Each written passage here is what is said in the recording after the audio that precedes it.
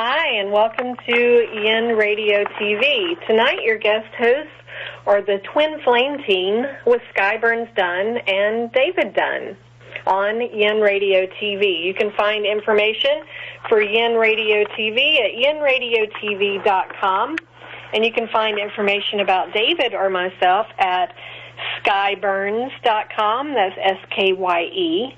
And also on Facebook, you can find us at the Twin Flame team, Skye and David.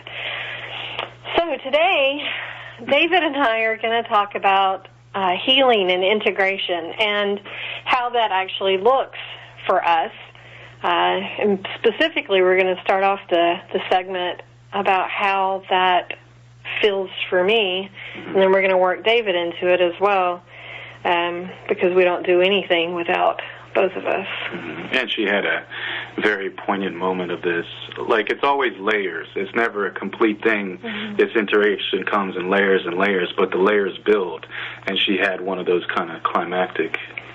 Yeah, actually last week, a couple of friends of mine from South Carolina were at our local airport here in D.C.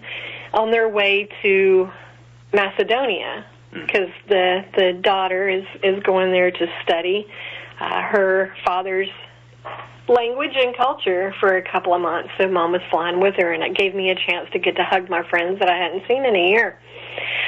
While we were there, the daughter, Aya, was taking pictures of me, as she happens to often do. I just smiled. I wasn't trying to pose. I wasn't thinking anything about it. I was actually just going through my bag.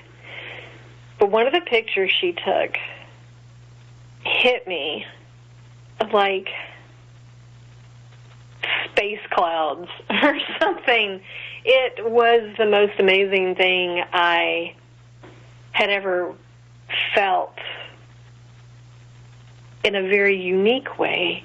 So as I was looking at this picture, it suddenly hit me that I was finally who I had been wanting to be since I was a child. And as I look at the picture, I can see so many of those aspects, and that's what brought this about. And so that's where I want to go with this to start off with. In the picture, I'm smiling, my head slightly turned towards her. You can see what I'm wearing, and part of two of my tattoos. Well, two of my tattoos, one of them has to do with holding on to hope through extreme abuse and deprivation, and how that hope also helped to shift my DNA. It helped to change me from who they being my parents, society in general, wanted me to be, and for me being exactly who I wanted to be. And I'd seen the tattoo in a vision and understood how it all worked. For me, the first tattoo looks like I tried to slice my wrist, and then it's turned into a cross. And as a child, my hope was Jesus, because that's why I was raised. And he always felt like a big brother for me. And the first time that I was abused sexually, I fractured. And in the fracturing years later, I went through a process where I went back, almost like a past life regression, but it wasn't a past life. Obviously, it was this life, but a regression of sorts, where I went back to that day and I was able to see what happened. And the fractured portion of me was being held with my face buried in Jesus' chest. And the person that was helping me through the regression asked, "What is Jesus doing now?" And I said, "He's watching what's happening." And there's tears flowing down his cheeks. And it was a very powerful moment for me to see that, to know that. And so then that tattoo has pieces of like red, it goes into the red on the DNA strand to show that how we have control over our healing. We have control over our shifting. And for me, I saw Jesus as being a big portion of that at that time, and it was very helpful for me. So to start back, so I see these tattoos. I see how I'm dressed. I'm wearing Eastern light clothes. It's a kaftan type shirt from India with embroidery and sequins and everything on it. It's very sheer, and underneath it I have this beautiful little blue tank top. Wearing over that, I have a lot of my stones that I wear. A friend made me one called St. Bridget's prayer shawl that I use when I do shamanic work with my clients. And there's like a jade egg and an amethyst. And then my pink hair with the purple on top, and this brilliant smile on my face. And then I saw my eyes. And when I saw the eyes, I saw, I'm going to cry telling you, I saw the confidence that I never had. I saw this adult woman with so much love and compassion that was almost virtually squeezed completely out of me. I saw someone that had fully integrated all of these different aspects of herself into this one person. Now, granted, I will spend the rest of my life integrating and fully healing because it is something that we have layers and layers of. But at this point in this picture, I know that I have those pieces of me that as a 3-year-old child I felt, as an 8-year-old child I felt, as a 12-year-old adolescent I felt and wanted, as a teenager, same thing. I see it all has finally come together in this person, and it was very impactful for me and very, very healing. And David suggested that we talk about it for this show. So, yeah. Oh my God. I mean, I just gotta mention here, how many times do you hear people say, I wish I still had that light, that vigor I had when I was a kid. I wish I still had that innocence. I wish I still had that vibrancy, that hope, like she talks about. So many people, when they grow older and rise into adulthood, whether they are told or taught or it's just crushed out of them, we kind of leave behind some of these things. And you see these people and they're kind of grayed out. They're kind of one-dimensional. Maybe they're only focused on work, or they're just too tired to really think and focus on anything. And then just bit by bit, they lose these parts of themselves, or they forget them, and then we forget how to get back to them. And so for someone to not only just have been through all the things that she has been through, but to hold on to these things that we all want to hold on to and kind of lament and almost grieve over when they're taken away from us. God, if we're lucky, because then we still remember how important they are, or we just tell ourselves it's nothing and, that's for childishness or whatever. It's powerful to still have that. And also, hugely important is she has these things and she's successful. That's the thing. A lot of people think you can't be colorful. You can't choose what you want to wear, what you want to say, and still be successful. People are taught to toe the line to this is what normal is. This is what successful looks like, and you have to do it this way. If you don't, something's wrong with you. And people will tell you that. God, people love to put other people in line, especially when they're doing something that they feel like they can't do anymore, and they think other people can't do it either. How many bouts of bitterness or spite have people thrown your way when you become, that nail that stands up? They say the nail that stands up gets hammered, but you know what? They hammer us and we just get more colorful. We just get more vibrant. We stand out more. And that's what she's done. And God, that's what shows for her. Those are the moments that we all live for, when you can see, oh, look, I recognize this. I recognize me. I still get to have all these things that I always hope for and this part of me always dreamed of. Mm-hmm. That's beautiful. And that's amazing that you were able to do that. Thank you. I know that none of this has happened without having your love and your understanding. I've always will be your support. I will always support you. But there's so much that you've held on to before I ever got a chance to be there for you. And a part of me almost dies every day for everything I couldn't have done for you. But I also know that you were able to do so much and hold on to so much. Thank you. And it means a lot. Well, you've been able to hold on to a lot yourself and sift through Thank you. You're welcome. You forgot, like we were talking earlier, like you helped me see so much. God, like when I came out from my prison experience, I was clutching so hard onto this armor of, needing to protect myself, needing to be tough. And then there's so much stupid narrative that gets added on over that need for security and to be safe. And it's so easy to get twisted and caught up into it. But one thing that's so beautiful about having a woman like her, like you, is that she sees through that. I remember writing and she said, no, you're not that. You're more than that. Yeah. She challenged me to be more. And that's one of the things that you need in your life, or I feel like I need in my life, and I'm so grateful to have with you, is someone who challenges me to be more, who inspires me to be more. I'm not just a person who works, 10 hours a day and comes home, and I'm not just a construction guy. I'm not just a philosophy guy or a guy who knows things about energy or whatever, just like you're not just a hippie or libertarian or a southerner or a shaman or a video producer. We have so many different sides of us, and we are more than a society that says you can only show these couple sides, that these are what's approved and these okay. No, we're more than that, and we can show that we can shine all those things and still be successful. Well, and that's what I wanted to get across to people is that, for me, these things, I think most of us know some semblance of the things that are important to us as a child. Like, I'd always been attracted to Indian fabrics. Like Indian. I am part Native American, and my grandparents firmly like to say Indian, so I still like to separate out the understanding there. But I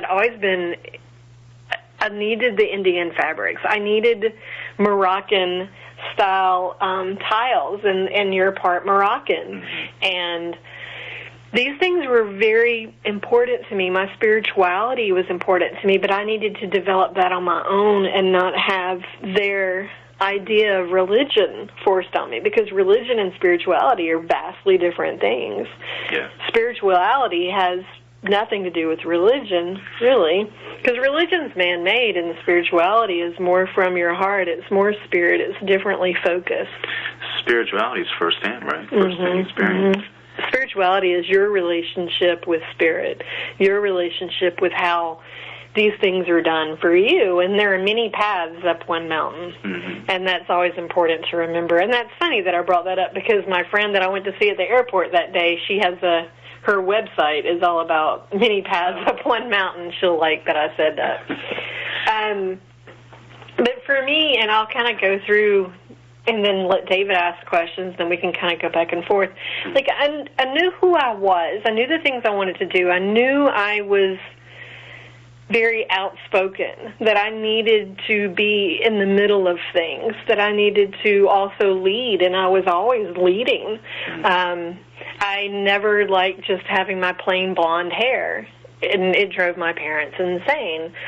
They didn't understand why I wanted jazz in the house. Like, all of these different things were things that were a part of me, but nothing like the people that I was born into their family. And so since they didn't understand me, they wanted to put me in their box, to teach me their ways, because they thought they had to get rid of all those things that were naturally me. And instead of them getting rid of my natural, or as they were getting rid of my natural, they were forcing me into being someone who wasn't me. So as I got older and went to college, and then that's when I really started towing that line of being what they all said I had to be. But of course, my college boyfriend was a lot like my dad. Yeah, the conformist. And he thought I needed to conform and be, and I remember I cut off all my hair, which is not such a big thing, but I like my hair. I cut off all my hair in a short little spiky thing, which didn't look good for me, blonde with highlights, and I was wearing all of the mom clothes, and I was not a mom. Just that frumpy kind of sweaters and khaki pants and loafers, and If you know me, you know that's not me. And I was miserable. I was working at CNN, and I was trying to be super professional, and I was trying to do all the things that I had been taught that you were supposed to do to be a functioning part of society, a successful part of society. And it wasn't working for me. So I remember I dumped the boyfriend, finally. It took me 8.5 years. I was a little slow. And then after that, it took me a few more years then I had to dump the religion, which had been a part of my life since, really young. I mean, I was in church by the time I was 6 weeks old. Yeah, and also there's a difference between dumping the religion and dumping God and Jesus, which you never did. No. I dumped the religion. I did not dump God and Jesus. I did have to learn to like God in a whole different way because I didn't understand God because I had a father who was highly abusive, and so I couldn't see God as being a father. It wasn't until I was in Ireland the first time, and I was listening to a song by Flyleaf. And the song is about being a princess and twirling in your twirly skirt, and you're dancing for your daddy, which is God. And I was in a sheep field on a little island called Inishbofin, and I was right above the Limbo Cemetery. They had a little place for the souls of children that died before the priests were able to bless them. Which is really significant, actually. It's a great place to dump religion when you realize the dogma and the doctrine that go into that. But I was hearing that song, and I began spinning and spinning and spinning. And I finally fell to my knees and lifted my hands to Spirit, and finally, for the first time in my life, felt the love of a father. I finally felt what unconditional love was, and it just coated me. It was amazing. That was April of 2010. And in August of 2010, I left my home in Atlanta, Georgia, and I moved up to Omega. I was working on my master's degree in counseling at the time, and here I am at Omega, and still trying to figure out how to shift this religion, spiritual paradigm. And now I'm surrounded by people who didn't see it the way I had been raised at all. And there were many other different paths and many other different ways. And then I began to find shamanism, and it was the first class. Ona Sachs was the teacher. She's gone on to her spiritual journey now. She was our instructor, and she said the most amazing thing to me as I sat there listening, being afraid from my religious background that I can't do shamanism because now I'm going to be worshiping the devil or something. She said, you can be a Christian, you can be Jewish, you can be Hindu, you can be whatever, and still practice shamanism because it's not a religion. It's learning and understanding how earth energy heals and transmutes, and learning and understanding how spirit heals and transmutes, and learning and understanding how you heal and transmute yourself. And that empowering understanding, when she said that, I literally had a vision in my mind of all of my fractured pieces coming together, and they created a globe, and it looked like the earth. And it was mind-boggling because at that time I had not experienced there being such a thing as having fractured pieces. I didn't know that. And I remember just being relieved that I'd finally found the one thing that helped me to bring everything together.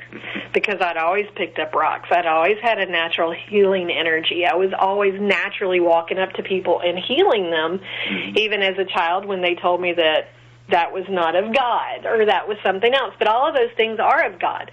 And now I like to see God as being both male and female. So I see God and goddess. I don't just limit God to a biblical understanding or any kind of religious understanding. And I think that helped my healing so much.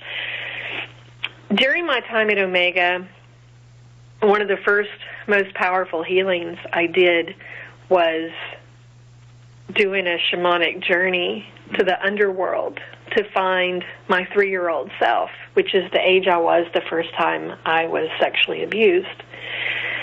And I went, and when I saw her, she was standing with this really big being, and she was holding its hand, and she was wearing my cute little sailor dress I loved at 3. Loved that dress. And she looked up at me like she wasn't really sure, and she looked back down at the ground. She had a hard time maintaining eye contact, and I asked her if she wanted to come with me, and she did. And she said, "Will you protect me? Will you help me? Can I trust you?" And I looked at her a little afraid, because up until that point, I didn't know that I could trust myself, because I had such a hard time of knowing who I was because of everything they had told me or they had tried to take away from me, that it was a struggle, and I didn't want to lie to her. I didn't want to make her false promises, but I told her I would do the best I could. And since that time, as you know, David, when I was in Florida doing my internship at the local hospital, I spent every day on the beach meditating to integrate her fully. And looking at this picture, and that's how I know that I've done that. I have the hair I love. I'm married to my twin flame. I'm living the life I dreamed of as a child. I get to wear the clothes I want. Our house is decorated with everything from priceless Moroccan heirlooms to Bohemian to French classic, English classic, elegant. It's everything that we are. And it's highly personal. It's highly you. Yeah. You know? It's very interesting to me that 3-year-old self asked you 3 questions that you also brought up when we had our show about the Women's March, because you said these were the people that finally got to show you that you could be safe, that people would stand up for you. And what was the third one? If I could trust. Yes, if you could trust that they would be there, you know. Yeah. And so those questions that you're asking yourself, or she asked you, are also questions that you've been asking of others. And so it's so amazing to me, this synchronicity or the connection between your internal world and how you feel even about yourself, and then also others, you know. Yeah, that's why I'm really glad we're doing this, because I knew that would help us to make the connections. You make the connections that need to be made. Because I know being where I am, integrated like I am, that helps me to better help my clients. That helps us to have a more healthy relationship. That's why our sex life has been out of this world lately. Holy crap. You know, those parts of you came out, and mine as well, you know. Yeah. Like, so many different sides of us. God, there's so many sides of me that I wouldn't have been able to find without you. That's why I tell you who I am now does not exist without you, because there's so many, like if who I am was these pieces of stones or gems and tied together, a lot of those ties are woven by you. You know, your hand is there, your time is there, your attention, you know, your input.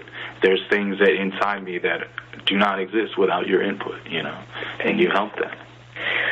Well, I know that I don't want to say that I would not have gotten here without you,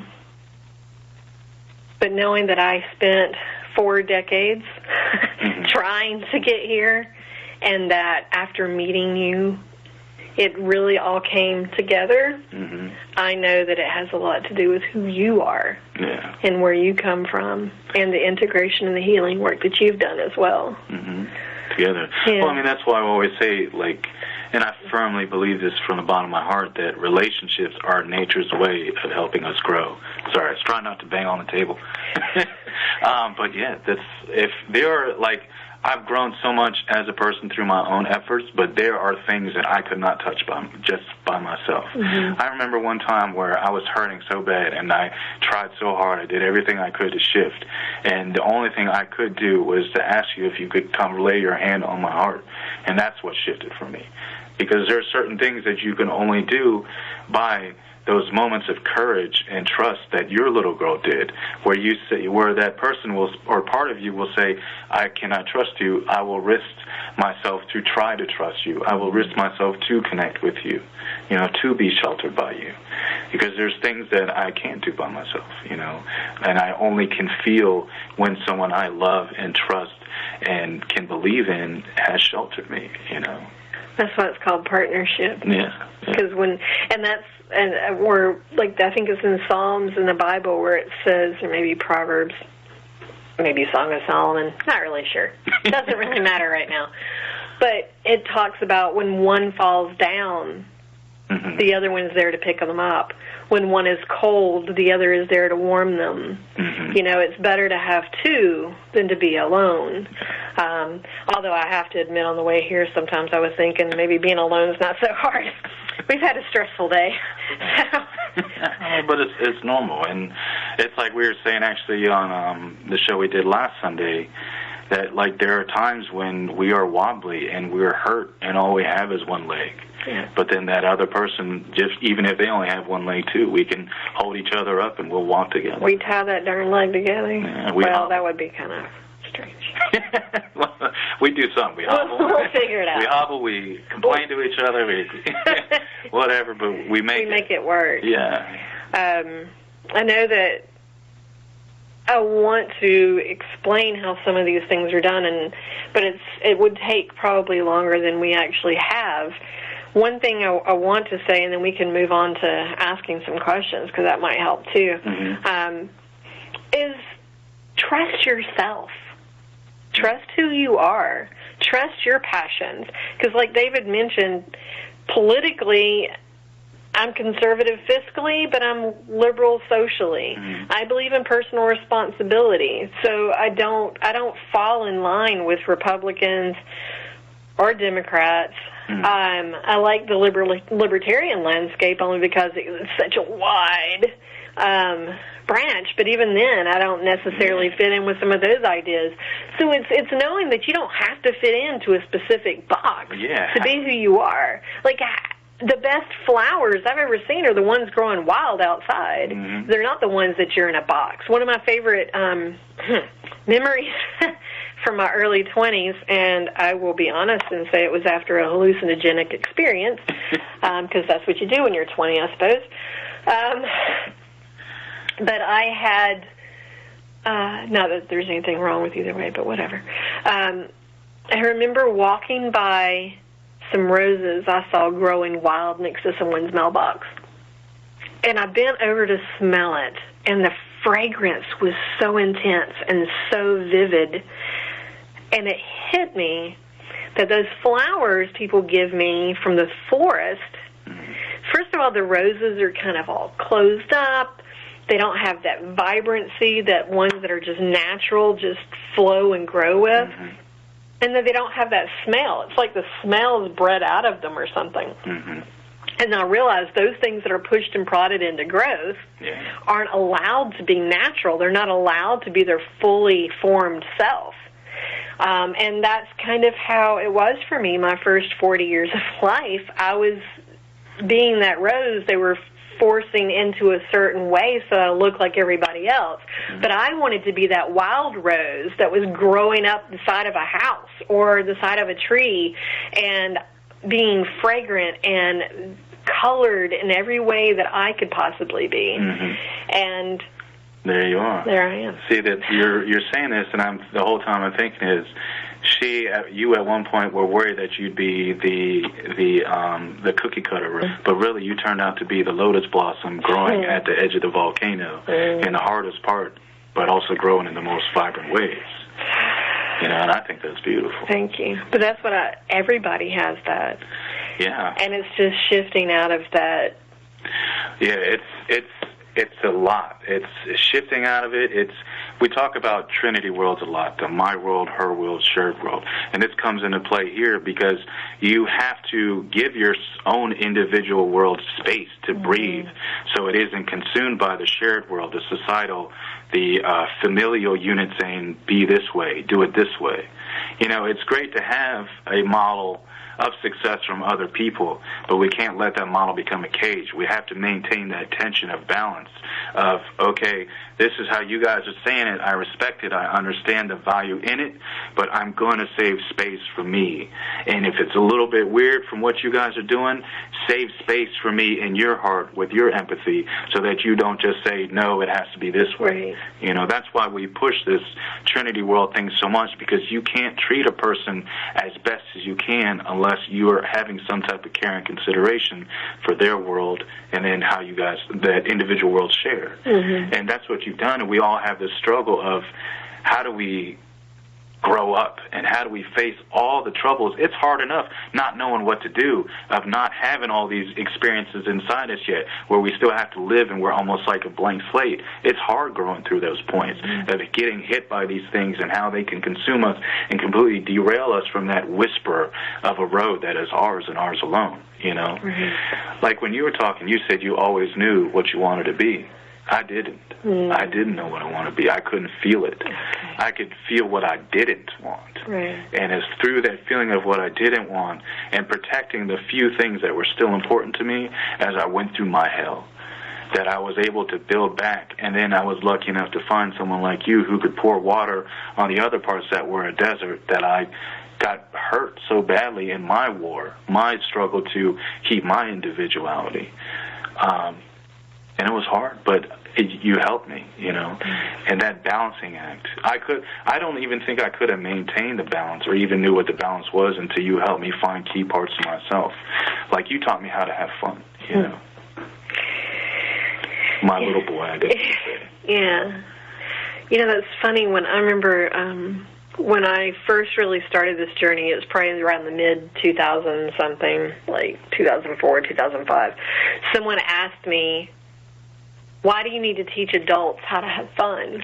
Because that was something I was doing. That was part of, why I'm here. Yeah. Because I am really into having fun. Mm-hmm. And I do it in the grocery store, food line. I mean, I do it everywhere.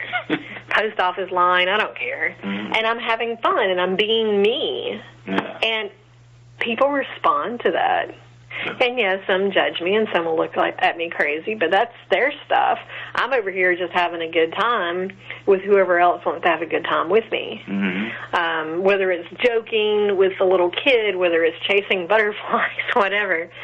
But so what did it mean for you to shift those things?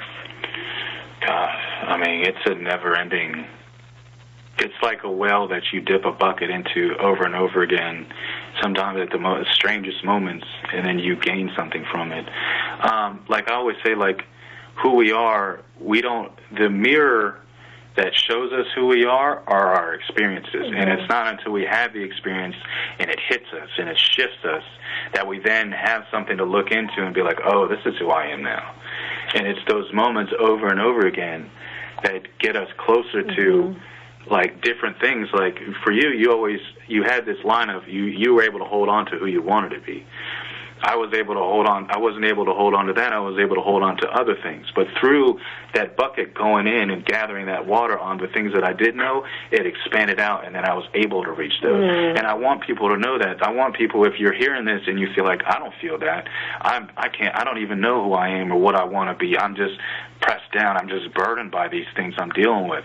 I want them to know that I've been there, you've been there in your own ways too. And it's regardless of where you are on the road, the same action will get you farther along. You will take the same steps, which will be balancing your life, taking the risk to find out what you really want, what you don't want, who you are, standing up when people say, no, that's not right, or you're being strange, and finding your own way. And it's hard because there's parts where you have to deal with the point where you don't know if this is right, and it's awkward feeling, and you're not very good at it, and you feel like, oh, this sucks. It's not really fun. But you get through that pain period, that growing pain.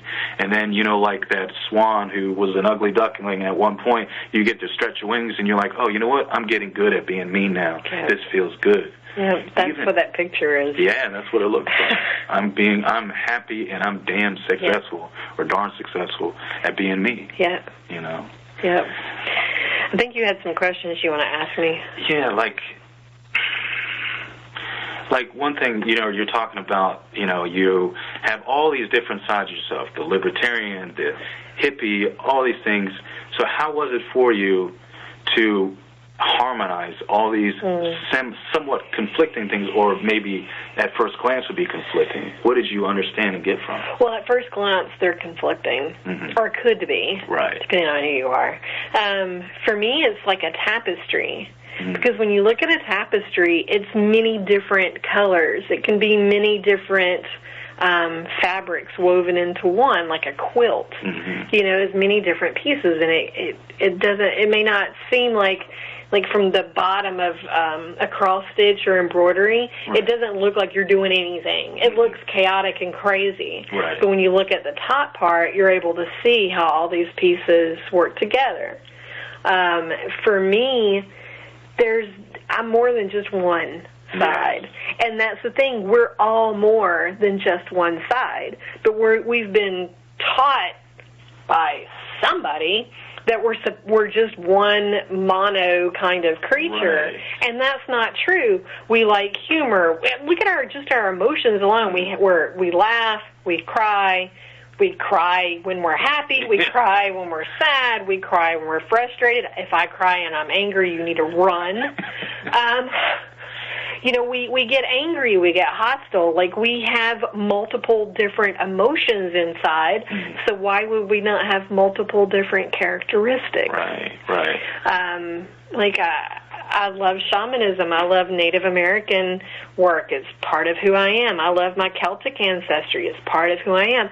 Even my ancestry makes up a labyrinth of different things. I mean, there's Viking, there's Welsh, there's shamans, there's healers, there's preachers, there's Huguenots, there's martyrs. A lot of them were noble, so we also know there's probably plenty of murderers. There's everything there, and I think that's important that people, they don't just limit themselves to one way and one segment of who they are. That's why I think, like, even Jesus taught, there are so many components that go into this spirituality. There's so many different ways of being. Like, he would get angry. He would get sad. It's all part of that.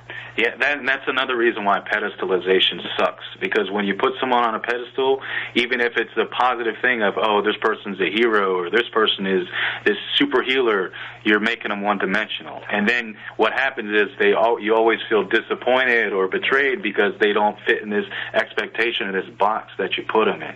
And that's one thing is we do to ourselves so much is we lock ourselves into this limited side of ourselves. Like I was saying before, how she was able to see through me when I had this cage of self-protection around me. I had wrapped so many parts of myself up into this tough guy, whatever, outcast. I can do everything by myself. I can go to war with everybody, and I can be self-reliant. I can be by myself, and I'm okay. I don't need anybody. That line of thought, that narrative that I clung to so hard was actually keeping me away from sides of myself that, now that I have them, are so precious and beautiful to me. And I feel so many people do that. So many people will hold on to these stories, these narratives of who they are, and it locks them in. Like, I'm the provider, I'm the dad, I'm the businessman, and everything I do is geared toward validating this part of my identity alone, and then I let all these other sides go away.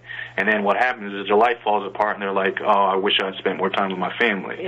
How many people, that's one of their last dying wishes? It's because they realize at the end, oh, there's so many sides to me that are aching to breathe, and and you didn't give it the space to breathe. Well, the projections from other people, because that was one of my biggest ones that I let go of, was just in the past year or two, was when I go back to Atlanta, so many people there put these projections that they've always thought were me, or how they saw me, and I conformed to their projections for most of my life. And when I stopped conforming to their projections, it confused the hell out of them. And they did not know what to do, because every time they would try to put that projection back on me, I'm like, no, that's not me. And like one of my friends who you pointed out, she always put I was just thinking she always puts the perverted man-crazed sex nut thing on me. Like, she thought that was who I am because I was very sexual in high school because it was what I understood how you got love, which we've discussed this before, and it's not the way you get love. But it wasn't until I met you that you said, no, it's her. Yeah. Like, she's the one that's all she thinks about, it's all she talks about. And I was like, oh. So it took that whole thing away from me, so that's where you really helped. Yeah. And I didn't fall in line with her projection on that anymore. Yeah, that's actually, I see that a lot with women who are nonconformist, women who will go their own way and who will express them sides of themselves unapologetically. They get labeled as sexually whatever. Like, and it's like it's people trying to put them in the box again and saying, these parts of you, this is from sex. And it's no, these are adventure. This is, I want to breathe, I want to be me, and I don't care what you say about my body and my desires and impulses. If I want to indulge in them, I will. Yep. And then they just put that projection, like you said. And then you spend half your time doubting yourself or trying to battle this invalidation, and you're like, well, shoot. But I tried living up to their projections a lot. Yeah, I tried being that person. Yeah, I tried being the bad girl. I tried being the, quote, whore, which I hate that word. Yeah. But I tried being all of those things they were saying I was. The freak, the crazy stoner, I did it the rocker, all of that stuff. And then after I got out of high school, I was able to shift it. But only then they had their projections, and they were still putting them on me, even though it wasn't me. Right. So now I'm feeling like I'm less than, I'm unsuccessful, I'm not who I'm supposed to be, and they're trying to tell me that I'm this, and obviously I'm not showing this anymore, so why are they still putting it on me? Right. And so it became like a constant cycle, and it took me breaking the cycle by leaving Georgia, by changing so much about myself, and saying, nope, this is who I am. And then I still have to, when they say something or they project again, I still have to stand up to them and go, no, that's not accurate. And it's taken, 7 years now. Yeah, it takes a long time. But they're all pretty much falling into the line of, okay, she's who she is, we respect who she is, and we can just allow her to be herself, and we're not going to put our projections on her anymore. And then those that are still putting their projections, I just don't have in my life.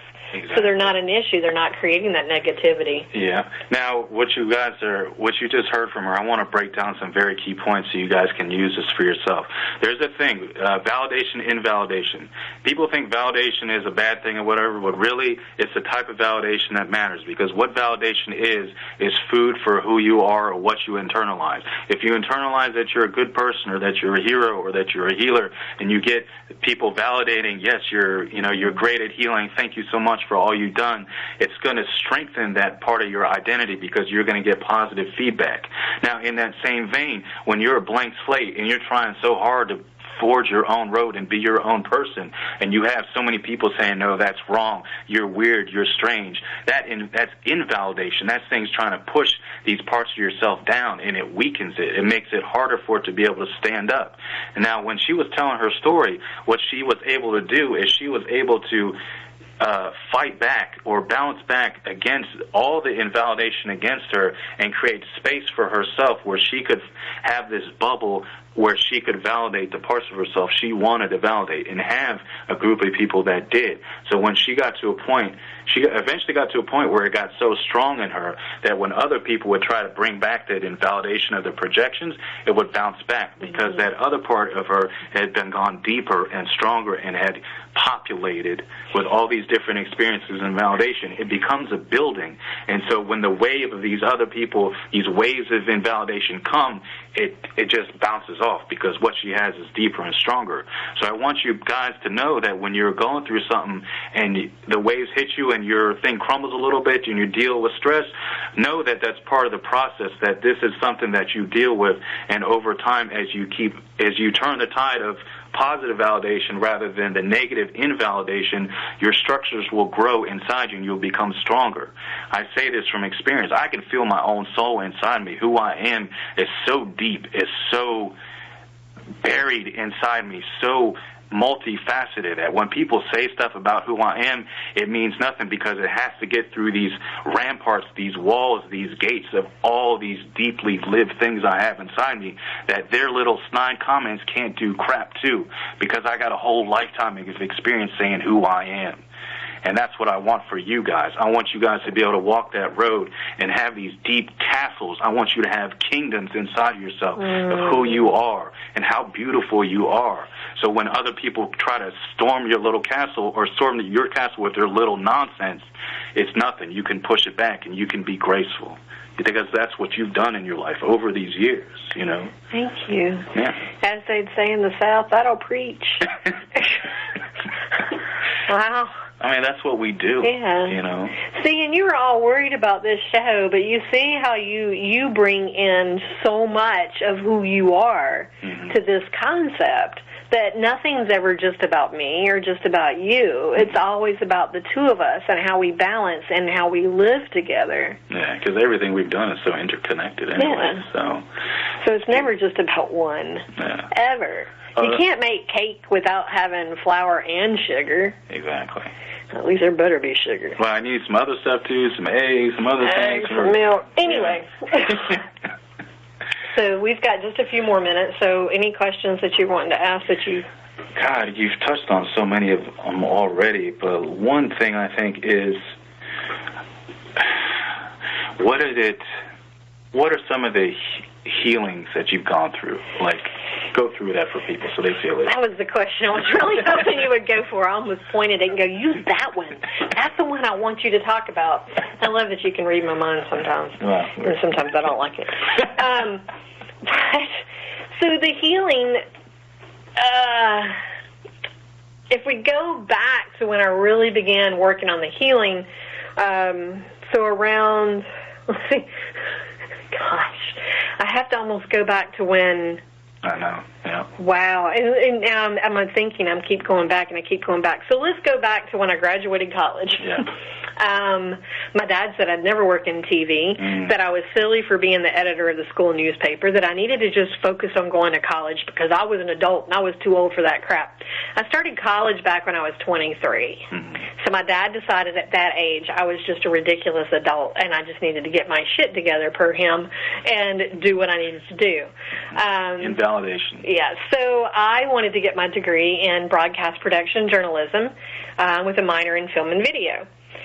He said, you'll never work in TV. You'll never work in TV. Well, that was the only thing, that and healing people was what I wanted to do as a child. And so I got my degree, my bachelor's in journalism, broadcast production, and the day I graduated was on a Sunday, and the very next day I started working at CNN. I worked on the newsroom floor. I got to do everything my dad said I wasn't going to do, and I was very politically focused as a child. I was one of those kids where everything had, I saw the conspiracies, I saw the truth, like I saw stuff in government, and my parents couldn't understand it. So being at CNN for me was huge. So he said I wasn't going to do it. Well, I did it. So that was an aspect of healing for me. Huge. And then when my grandmother died, that almost destroyed me. But another aspect of the healing came there. I realized how connected I was to her spirit. She would show up in dreams, and I would get visual confirmation, like within a day or so, in physical form, that that dream had actually happened. Like, she brought me a Domino's pizza in a dream, and the next day I went to my mom's house, who my grandmother lived with, and sitting on my grandmother's red stool was a Domino's pizza box. And it was actually pepperoni, which is what we had in the dream, and my family never just eats pepperoni. So it was little things like that. And then my grandfather died, and so many things were taking place. It was then I finally got the courage to leave the boyfriend. That was healing. Then I tried therapy. That did not work for me. One thing is, all these things are you stepping out. Right. You having the courage. And what is it that you held on to when you stepped out? Well, first, let me say the stepping out was necessary. If I would have, I had to push past my fear. Right. I think, is it Wayne Dyer? that it? Is that, no, it's Neil Donald Walsh. Okay. That said something about the edge of your comfort zone is where, like, your growth is. That's not exactly, I'm paraphrasing. But it's true. But it's true. Well, each one of those aspects was healing, but the thing that got me the most was my travel, was being alone with myself, was spending time alone with myself, because I would travel out of the country for a couple of weeks at a time alone. I would have no one to talk to, and sometimes I'd be in countries where no one spoke English or very little, and so I was forced to just focus on me. By the time I got to Omega, I had done all the prayers I could possibly do, me, God, Jesus, communing, and I wasn't getting anywhere. Right. When I got to Omega and I started working with shamanism, and I started understanding my natural abilities for energy healing, that's when I really started the process of healing. It was understanding my own gifts and knowing that that was a part of me, that I could begin peeling back the layers that were not healthy, that were not good energy for me, that were not for my highest good. And there were things that were probably before that were for my highest good at that time, but then they were no longer for my highest good. The ex-boyfriend, he was definitely for my highest good at some points, because he helped to push me in directions that I not necessarily would have pushed myself. Right. And even if that pushing had been abusive, I still was able to turn that for my highest benefit. And that's the thing. Even when people would abuse me, I would find ways to turn that to help me get to my next level. Rather than being twisted by it. It was holding on to my hope. But the things that are most healing for me are understanding that I'm not bad, that I'm not evil, that I'm not those things they told me that hurt me, but that I am those things that I know about myself that help other people. Definitely the meditation, the energy healing, spending time in water, spending time with the earth, grounding, letting the earth transmute the energy, focusing my meditation on releasing things that are not helpful to me to the earth so that it can transmute. Talking with other people that have a good, thorough understanding of not only Western psychology, but also Eastern and metaphysical ways and astrology, so that I can bring all of that into balance, because it all works together. So to me, that sounds like you created a space for yourself where you could dig inside yourself and release the things you'd internalized that were like cages inside you. And then you replaced those things with the things that were like open doors and sunlight for greater pathways. Over and over and over again. And over and over and over. And I still do it daily. There are still things that I'm shifting daily that I find, well, this isn't quite working out for me, so let's put this over here and let's incorporate more of this. And the nightmares, the fear of demons, and all the dark, heavy negativity that I knew for 40 years of my life, I barely even sense it now. It's not a part of who I am anymore.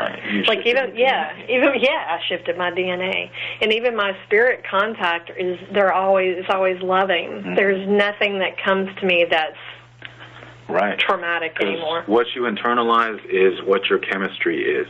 And what your chemistry is what your frequency that gets put out, but also what you feel like an echo chamber inside you. And that's what she did, is she changed her frequency.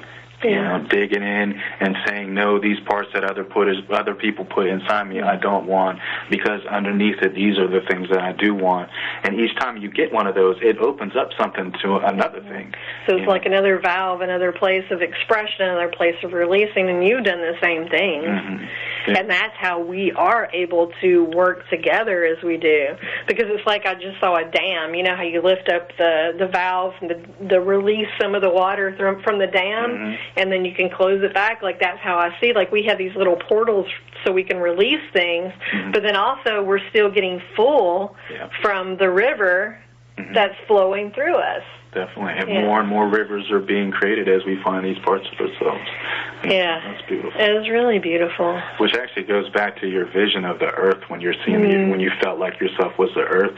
And when you're talking about the tapestry, actually, I had a vision of how when you're on the ground, everything can look all kind of, squirrely, chaotic, but when you're flying up in the air, the ground, it looks like pieces of tapestry, like all stitched together. Especially like Ireland and England, and you see the hedgerows, and it really looks like a giant quilt from the sky. Yeah, that's what I was thinking when you were talking about that. And it's so interesting that that imagery carried over in all your different integrations and healing. Yeah.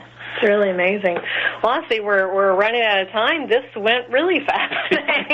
And, wow, we're in a different place than we were when we got here.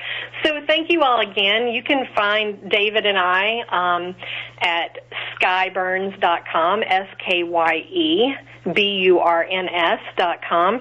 You can find us on Facebook at Twin Flame Team. There's a page for us, Skye and David. And you have been listening to the Twin Flame Team with Skye Burns Dunn and David Dunn on Yin Radio TV.